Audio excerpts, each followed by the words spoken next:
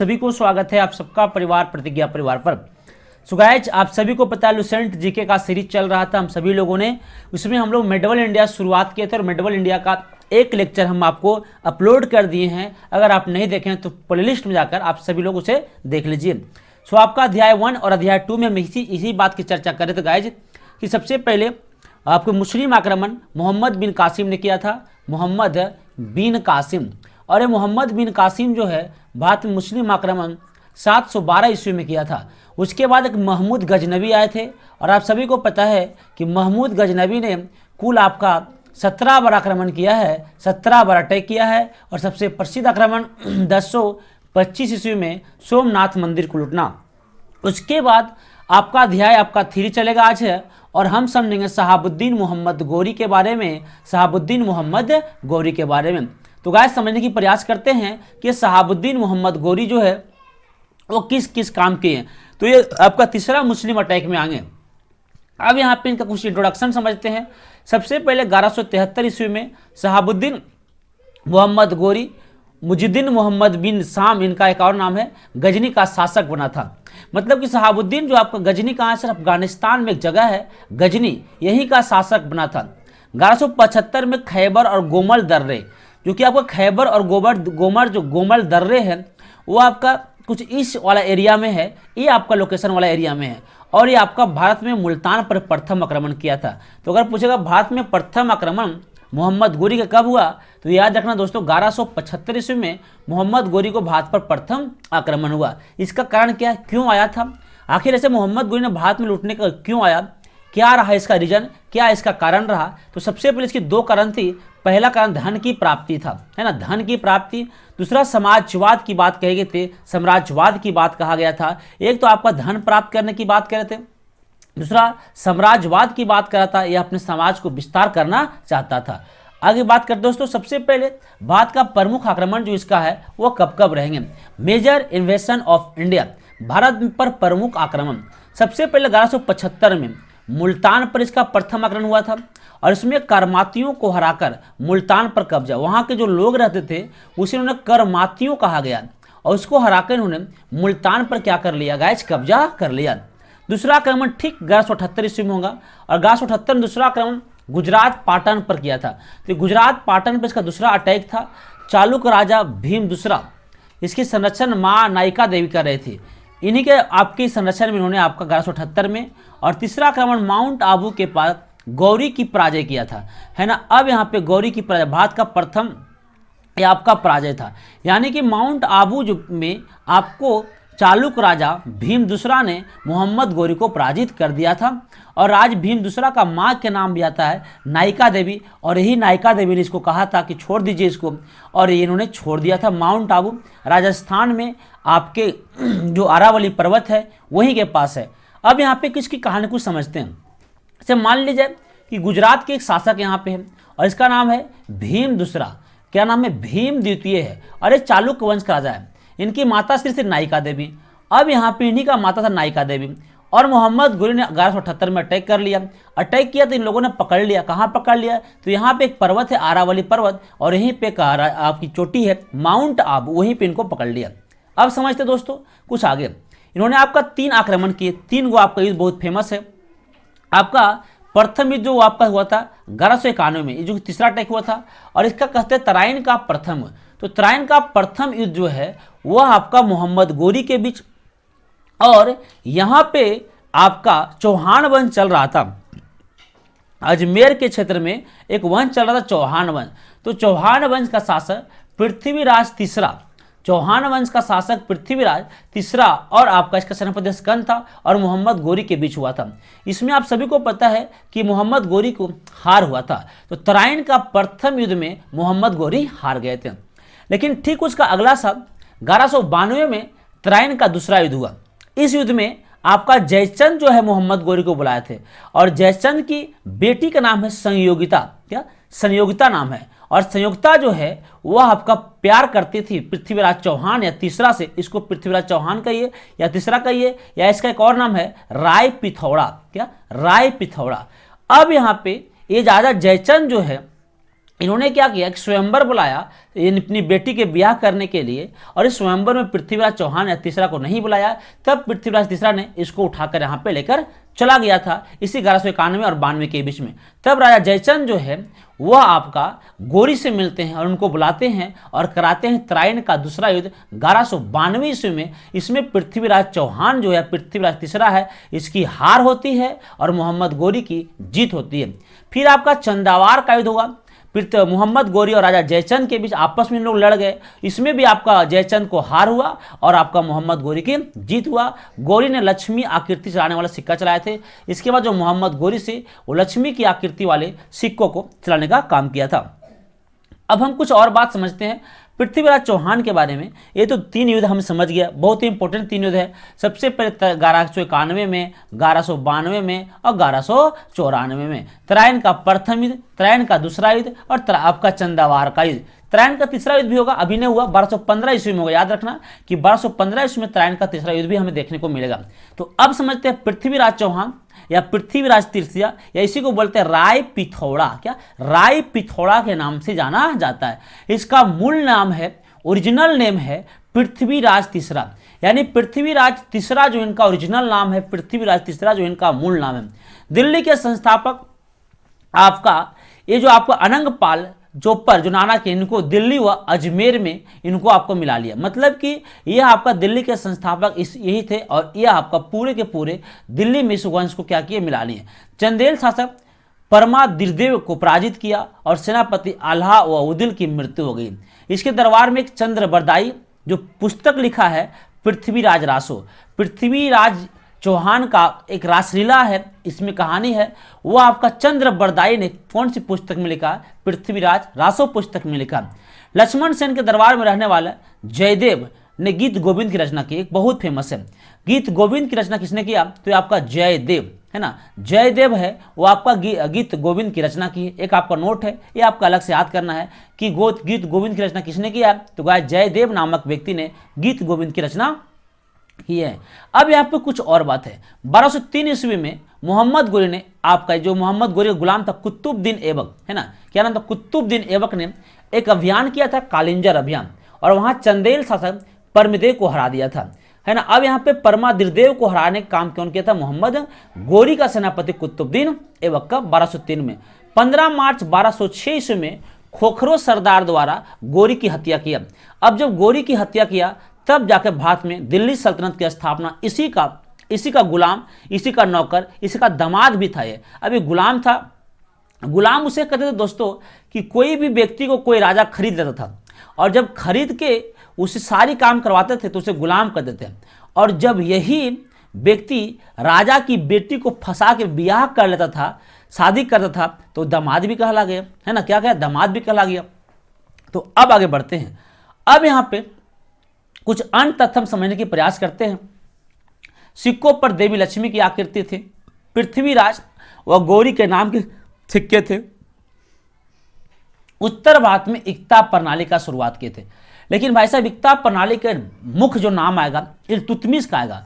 अगर पूछेगा इक्ता प्रणाली का शुरुआत किसने किया, इल्तुतमिश ने। यह थोड़ा बहुत उत्तर भारत में उन्होंने इक्ता प्रणाली शुरू किए थे। अगर क्वेश्चन घुमा के पूछे कि उत्तर भारत में इक्ता प्रणाली का शुरुआत किसने किया, तो आप लगा सकते हैं आपका मोहम्मद गौरी के जो आपके थे, उन्हीं का जो नौकर थे कुतुबुद्दीन ऐबक और मोहम्मद गौरी दोनों मिलकर। लेकिन पूरी तरह से इक्ता प्रणाली कहेगा तो इल्तुतमिश ने। इनके 4 मुख्य गुलाम थे, आप यहाँ समझ पाएंगे। इसमें 4, सबसे पहले कुतुबुद्दीन ऐबक, यलदौज, कुबाचा और बख्तियार खिलची। कुतुबुद्दीन ऐबक लाहौर और दिल्ली के क्षेत्र में काम कर रहे थे।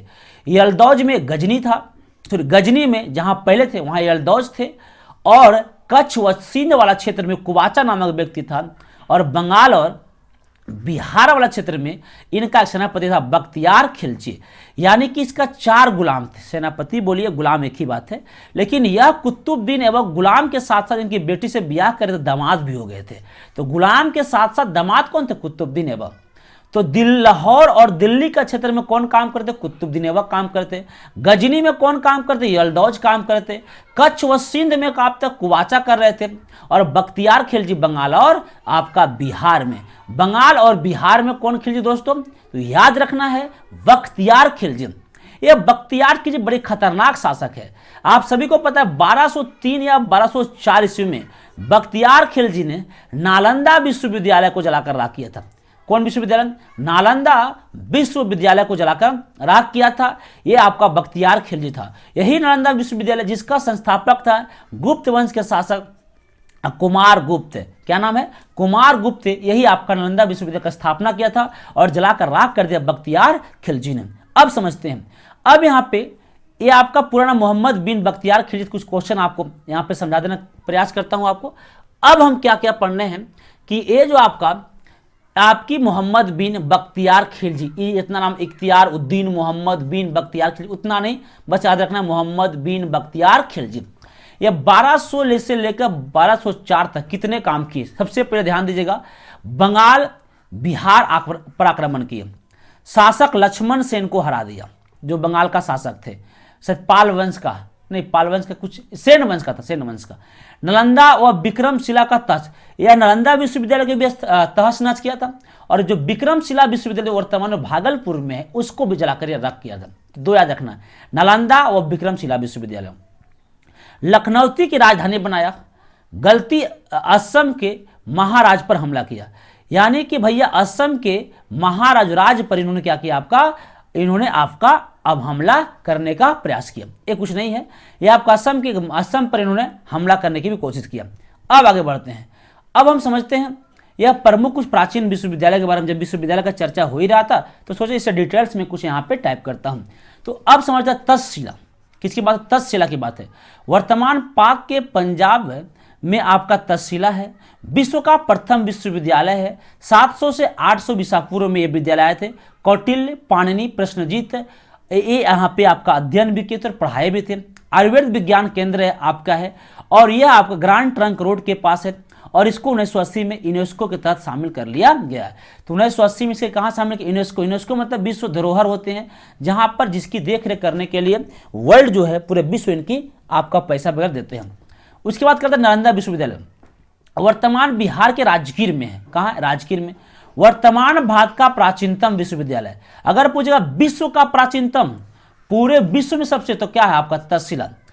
अगर कहेगा भैया कि सिर्फ भारत का विश्वविद्यालय प्राचीनतम विश्वविद्यालय, तो तक्षशिला लगाना। क्यों?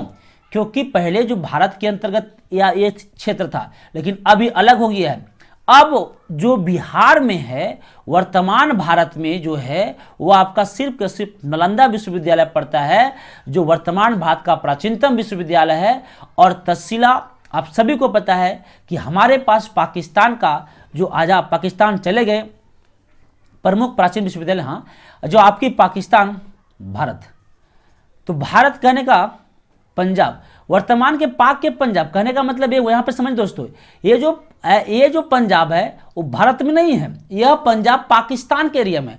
आप यहाँ पे मैप पर समझिएगा, तो यहाँ पे पंजाब का कुछ हिस्सा भारत में है और पंजाब का कुछ हिस्सा पाकिस्तान में है। तो पाकिस्तान जब अलग हुआ तो तक्षशिला पाकिस्तान के पंजाब में चला गया, हमारे पंजाब में यह नहीं है। इसलिए अगर भारत का प्राचीनतम विश्वविद्यालय तक्षशिला, लेकिन वर्तमान भारत कहेगा तो मतलब कि इसमें पाकिस्तान को हटा दिया है। तो क्या लगाना है? तो लगाना है नालंदा विश्वविद्यालय। इसका स्थापना कुमारगुप्त 413 ईस्वी में, ऑक्सफोर्ड ऑफ महायान भी कहा जाता है। तो क्वेश्चन आता है कि नालंदा विश्वविद्यालय को हम क्या बोलेंगे? Oxford of Mahayana.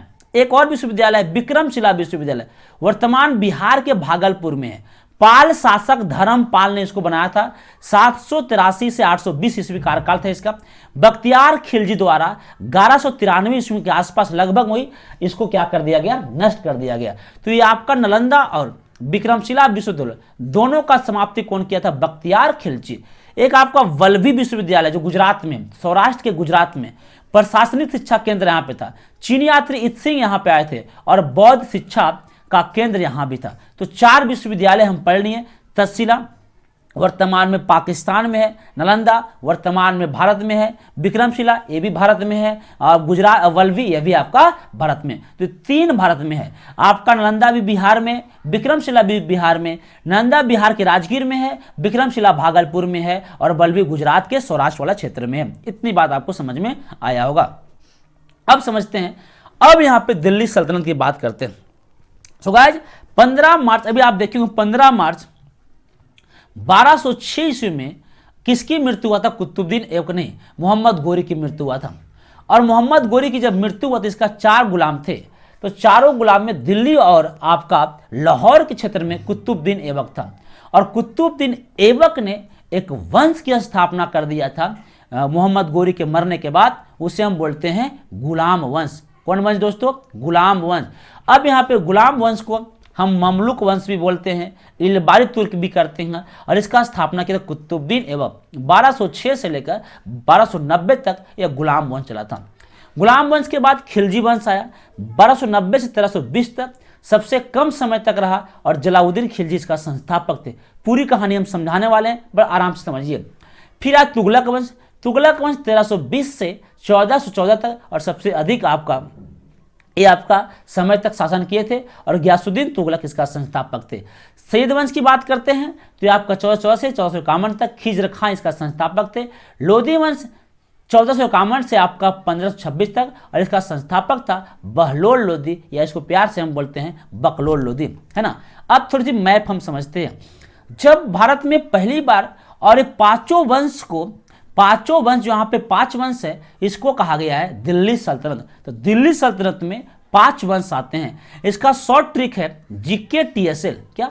GKTSL। जी से गुलाम वंश, K से खिलजी वंश, T से तुगलक वंश, S से सैयद वंश, और L से आपका लोधी वंश। या इसको ऐसे भी लिख सकते हैं, गुलाब खिला तो सुगंध लो। क्या? गुलाब खिला तो सुगंध लो। तो इसको ऐसे भी लिख सकते, गुलाब खिला तो सुगंध लो। इस प्रकार से ट्रिक भी हम लगा सकते हैं। गुलाब से गुलाम वंश, खिला से खिलजी वंश, त से तुगलक वंश, स से सैयद वंश, और लो से आपका लोधी वंश। अब यहाँ पे कुछ इस प्रकार से GKTSL, और ये 5 वंश को एक नाम दिया गया है। इसे कहा गया दिल्ली सल्तनत, या दिल्ली डायनेस्टी, या दिल्ली सल्तनत के नाम से हम जानते हैं। जब गुलाम वंश थे तब भारत की मैप जो है कुछ इस प्रकार से थे।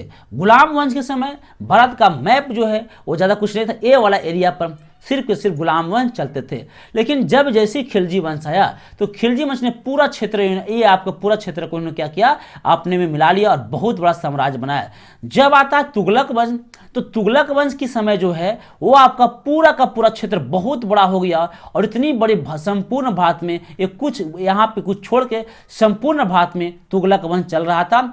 और जब यहाँ पे सैयद वंश और लोधी वंश आए तो एरिया बहुत छोटा हो गया, और फिर से यहाँ पे गड़बड़ हो गई। तभी लोधी वंश के अंतिम शासक था इब्राहिम लोधी, और इसको आया और बाबर मार के ख़त्म कर दिया, और दिल्ली सल्तनत भी ख़त्म हुआ। और फिर एक नया वंश आ गया, उसका नाम है मुगल वंश। कौन वंश? मुगल वंश की बात हम करेंगे। तो पहले हम एक एक करके GKTSL कोडिंग आपको याद रखना है। गुलाम वंश, खिलजी वंश, तुगलक वंश, सैयद वंश, लोधी वंश। गुलाम वंश, खिलजी वंश, तुगलक वंश, सैयद वंश और लोधी वंश। और अब अगर बात की जाए दिल्ली सल्तनत का समय काल कब से कब है, तो 1206 से लेकर 1526 तक दिल्ली सल्तनत चला। 1526 से लेकर 1707 तक गुलाम वंश चलेगा। 1707 से लेकर 1857 तक गुलाम का उत्तराधिकारी चलेगा। 1857 से 1947 तक हमें मॉडर्न इंडिया पढ़ना है। अब आगे बढ़ते हैं, कुछ और समझते हैं। अब हम बात करते हैं गुलाम वंश, या इसको हम बोलते हैं इलबारी तुर्क वंश इत्यादि नाम से मानते हैं। कुतुबुद्दीन ऐबक ने इसे कुतुबी वंश भी कहा था। जब कुतुबुद्दीन ऐबक का समय काल चल रहा था, जिसे कुतुबी वंश भी कहा गया था।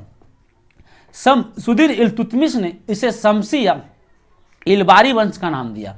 और जब बलवन आया था तो इस समय इसको बलवनी या बलवनी वंश, बलवन वंश कहा गया।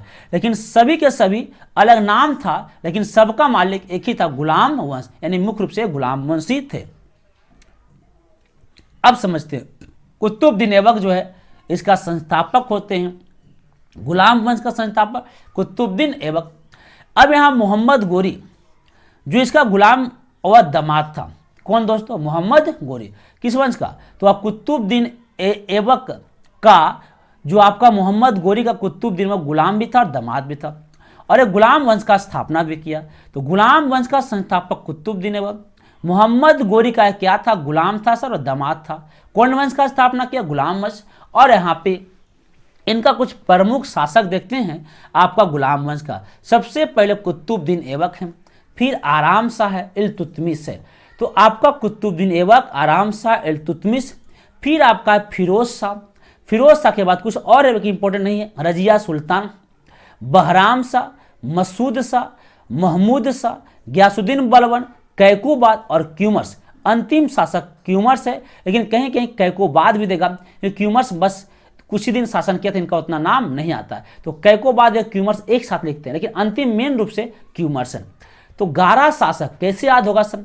तो भैया ऐबक के नाम तो आप पढ़ ही नहीं होंगे, है ना। तो ऐबक का तो आप कुतुबुद्दीन ऐबक पहले सुने होंगे। फिर ऐबक किया आराम, क्या किया? आराम।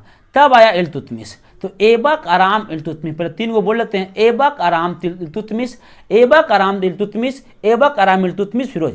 ऐसे बोल, ऐबक, आराम, इल्तुतमिश, फिरोज, ऐबक, आराम, इल्तुतमिश, फिरोज, ऐबक, आराम, इल्तुतमिश, फिरोज। 4 को बोलना, ऐबक, आराम, इल्तुतमिश, फिरोज, ऐबक, आराम, इल्तुतमिश, फिरोज, ऐबक, आराम, इल्तुतमिश, फिरोज, ऐबक, आराम, इल्तुतमिश, फिरोज, ऐबक, आराम। एक दो बार अपने आप रिकॉल करिए।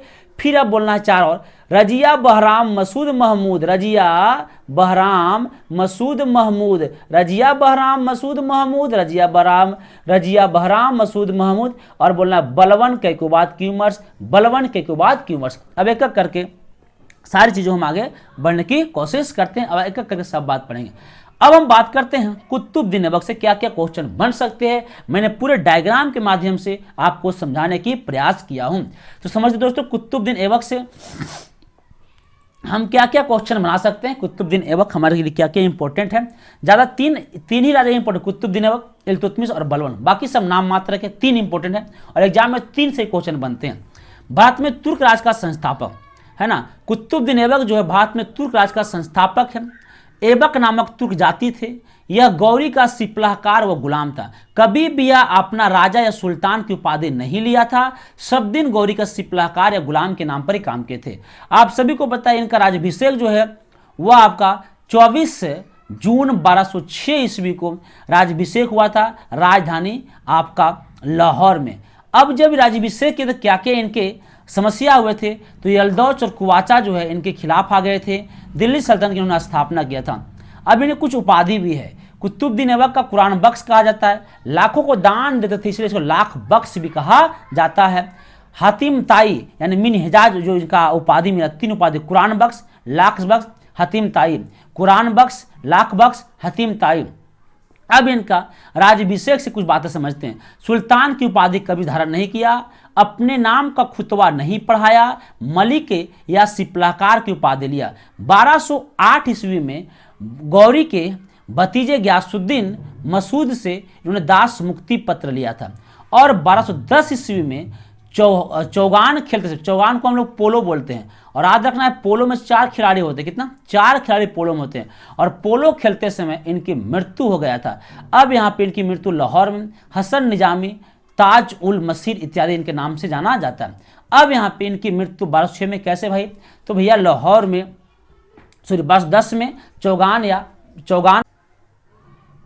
अब हम क्या करते हैं कि यहीं तक वीडियो को आज रहने देते हैं दोस्तों, और आपका नेक्स्ट क्लास में आपको हम अगला वीडियो को अपलोड करें कुतुबुद्दीन ऐबक के बाद। कुतुबुद्दीन ऐबक से हम आगे पढ़ाएंगे।